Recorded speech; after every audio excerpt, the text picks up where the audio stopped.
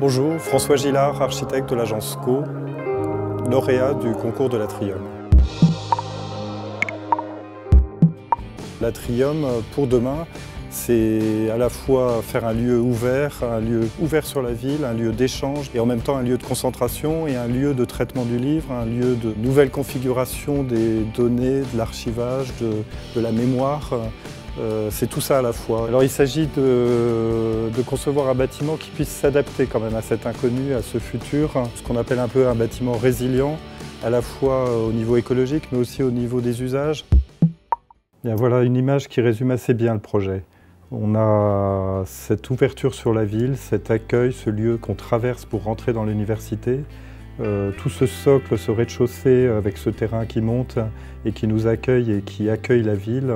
Et cette superposition de feuilles, les différents étages comme des feuilles, qui vont vers les salles de lecture et la concentration et l'ambiance feutrée du travail autour du livre, autour du document. Cette ouverture sur la place est finalement un des lieux, c'est presque la prise de rendez-vous au niveau de la cafétéria dès l'entrée, ce premier lieu d'accueil.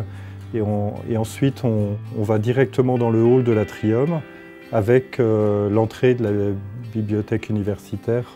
Et si on continue dans ce qu'on a appelé le surf, dans tout ce rez-de-chaussée, ce glissement de plis qui accueille tout le monde dans des pentes improvisées et qui finalement est aussi un lieu de l'apprentissage.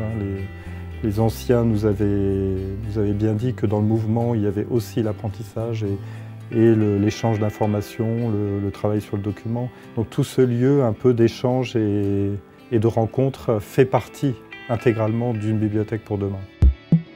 Et alors là, on va monter dans les étages à travers le souffle. Donc c'est un espèce d'atrium central qui est une grande respiration sur l'ensemble du projet, au cœur même du projet. Et ces escaliers nous mettent complètement en relation l'ambiance du rez-de-chaussée du surf avec l'ambiance studieuse et plus feutrée, plus zen, je dirais, des salles de lecture, mais tout en gardant cette connexion et cette interactivité entre les espaces. Donc là, on est dans le souffle, on monte et autour de cet atrium.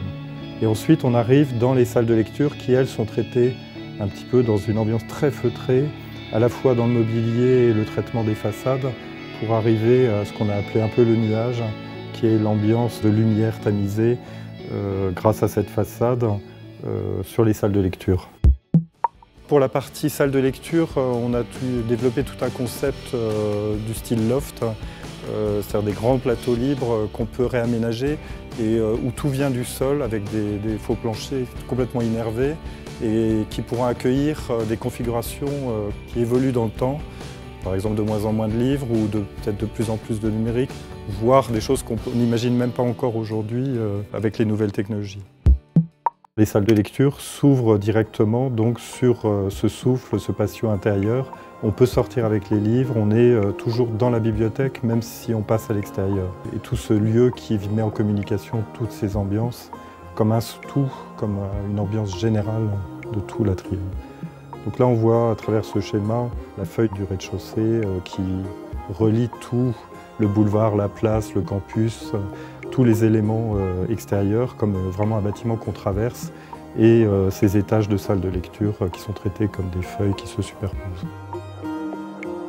C'est une chance inouïe de pouvoir travailler sur ce type de projet, non seulement parce que là on est vraiment sur un projet de société aussi, qui parie sur le savoir, mais aussi on a les enjeux, finalement les vrais enjeux de demain, qui sont sur l'enseignement, sur l'éducation, sur le savoir, sur la culture, et aussi les enjeux écologiques pour notre planète, comment concevoir un bâtiment qu'on n'est pas obligé de démolir au bout de 30 ans parce qu'il est devenu obsolète. Et tout ça, c'est des défis passionnants et on vit une époque peut-être compliquée, mais passionnante pour ça. Et travailler sur un projet comme celui-là, c'est un cadeau.